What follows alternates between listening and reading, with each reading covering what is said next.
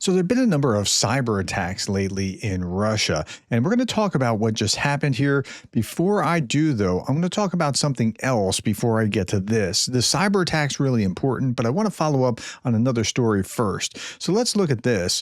Now, we know that Trump has given this deadline of 10 days, so 9 days now. And here, Putin allies dismiss Trump's tariff threat. They vow to continue Ukraine war. And it's pretty clear that that's the threat of the tariffs hasn't moved Russia at all.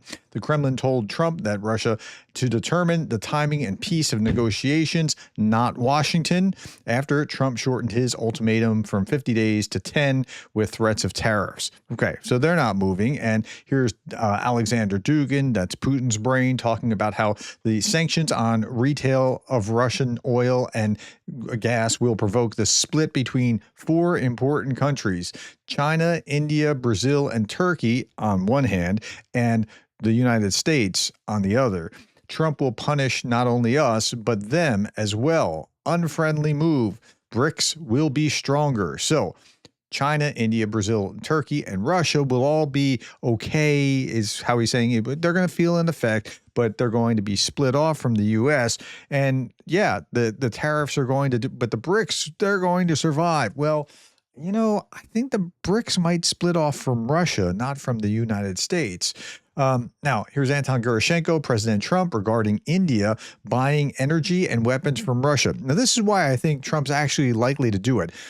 An interpretation's difficult. Okay, so don't just watch. And I've said this before. If you haven't heard me say it, if you've been with me for more than 3 months, and now I know a number of you have been here just in the last 3 months, but you will have heard me say it certainly sometime. Watch other channels and see what they have to say and triangulate on what is true, because interpretation is very difficult. Okay, but I think that Trump actually wants to do this. He wants to impose these kind of sanctions, not just for Ukraine, but because it's part of his broader tariff war kind of narrative.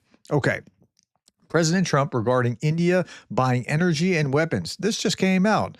Also, they have always bought a vast majority, talking about the Indians, of their weapon or military equipment from Russia and are Russia's largest buyer of energy, along with China. At a time when everyone wants Russia to stop the killing in Ukraine, all things not good, India will therefore be paying a tariff of 25% plus a penalty for the above starting on August 1st. Thank you for your attention to this matter. What just happened? So before we even get to anything else, he's penalizing India as of 2 days from now. It's July 30th as I'm speaking. So he wants to do these tariffs. And you have to understand that that's like he thinks these tariffs are good. I don't think tariffs are good. I think tariffs on Russia, sure, that's a good thing. Tariffs on India and China in order to cause Russia to stop supplying them with oil. Okay, that's a good thing to hurt Russia, but tariffs in and of themselves are not a good thing. Okay, so, but that's where he is, and he wants to do it. Okay, so China has no plans to abandon Russian oil, according to Reuters. China's rejected U.S. demands to stop purchasing Russian oil, stating that it will defend its energy sovereignty. Chinese officials emphasize that oil purchases will be determined by the country's domestic political needs, and they are willing to pay tariffs of up to 100%.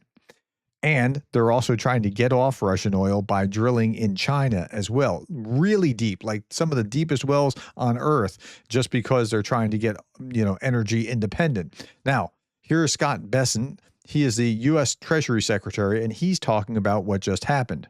It's not just the president. What is making its way through the U.S. Senate, hard to imagine anything could get 80 or 90 bipartisan votes in the U.S. Senate. Like when you have 80 or 90 bipartisan votes, it's either really serious or really unserious. Really serious, like this situation where they kind of lock arms, or really unserious, like happy birthday to Thelma, she's 100 years old today, and that kind of thing.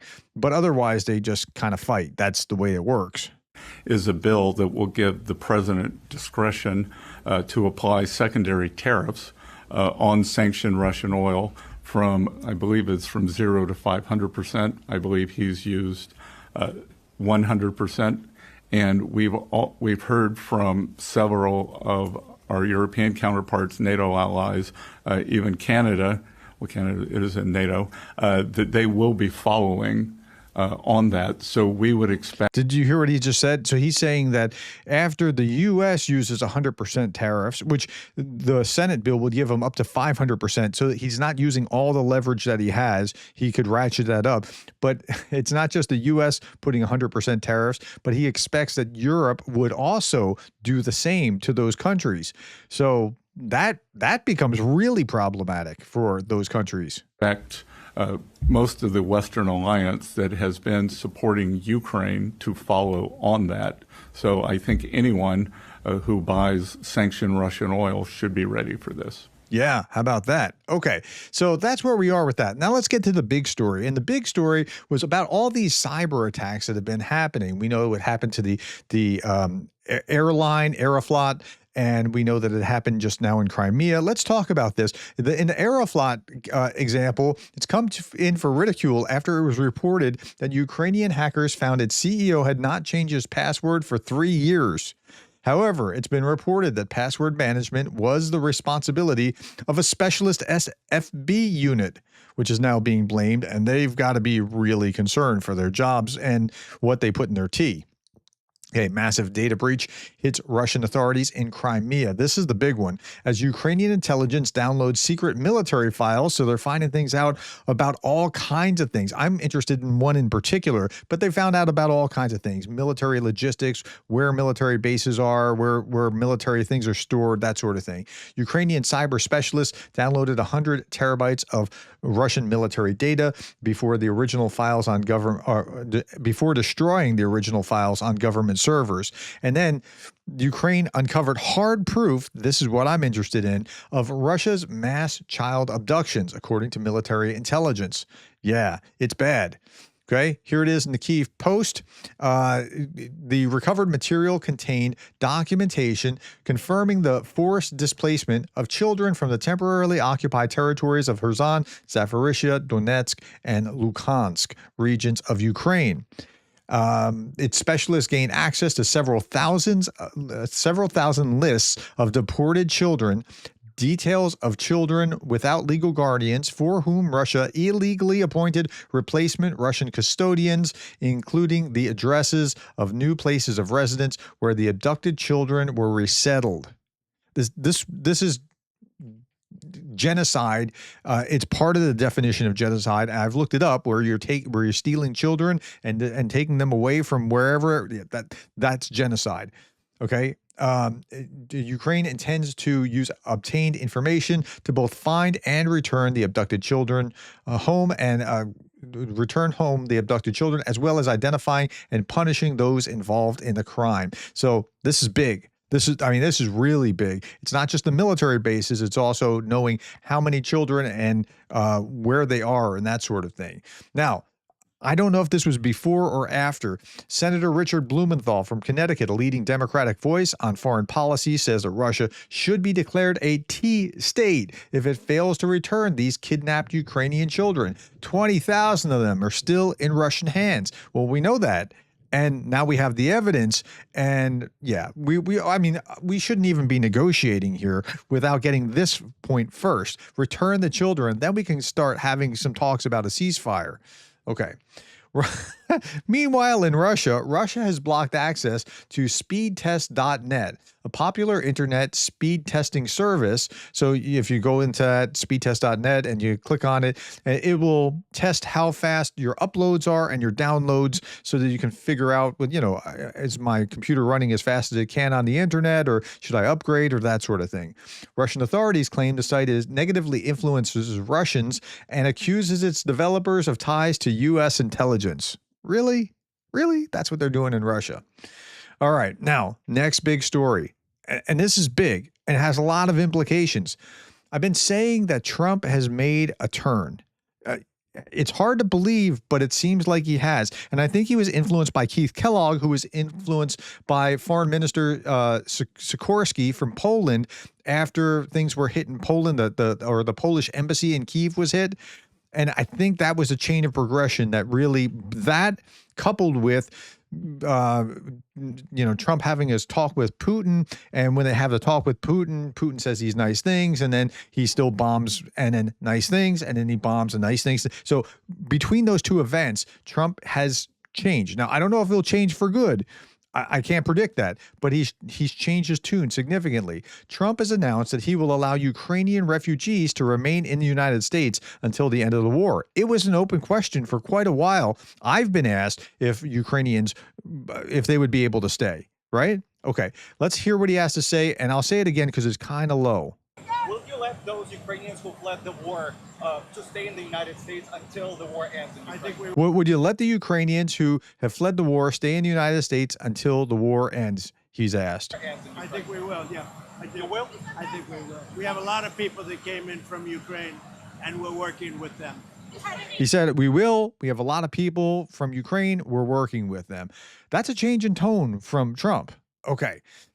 President Trump, I used to talk to Putin about Ukraine. It was the apple of his eye.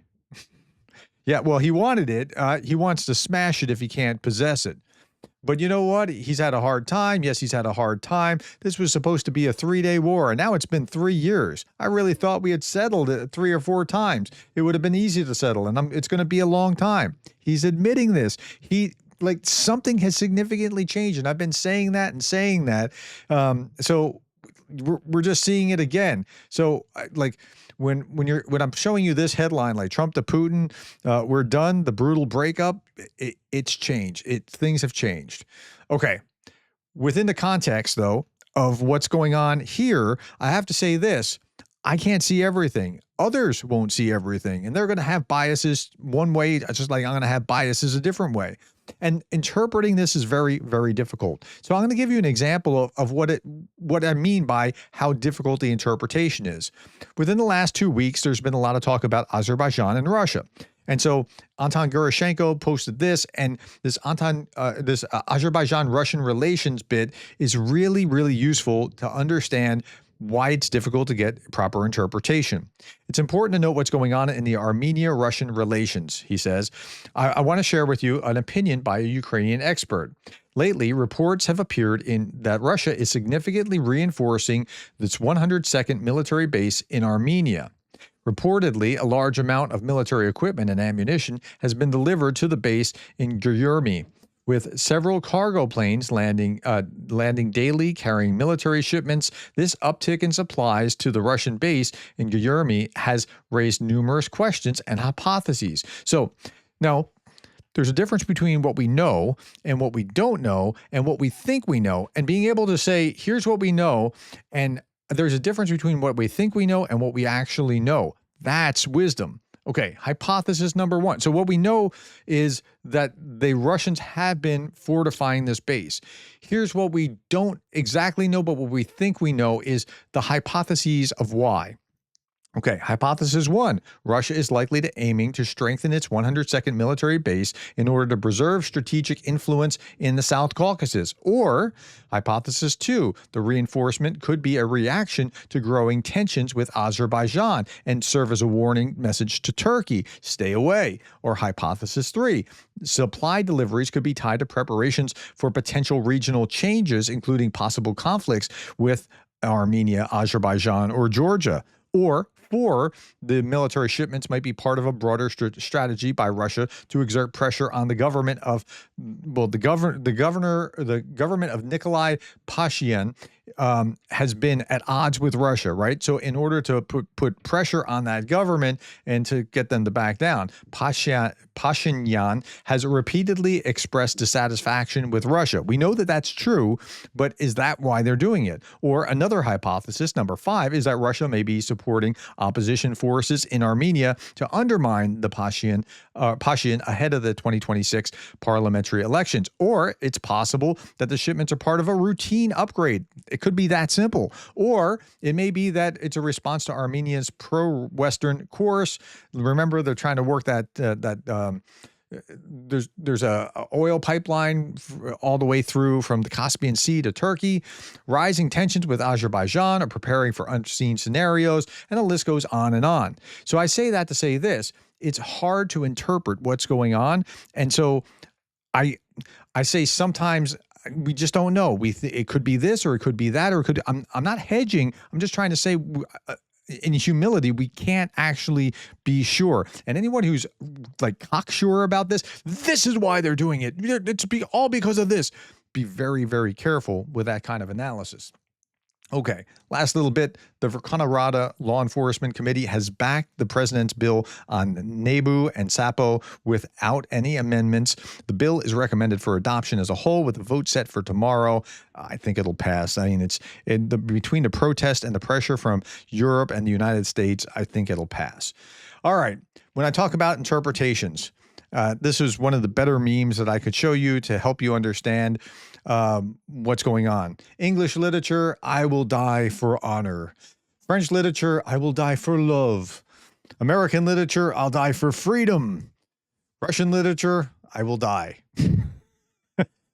Russian literature is a little more depressing. Now, if you think that if you're in your cognitive lens of honor or love or freedom, and you're trying to understand Russian literature, which is just kind of depressing, you're not going to thoroughly understand it until you can think through the way that they think about things. And that's another key to understanding what's going on. All right, my friends, I hope that's helpful to you. I'm trying to provide context for you every day. If you're not subscribed, please consider subscribing. Thank you for the time, the likes, the shares, the subscribes. Thank you for being the kind of person that cares about Ukraine.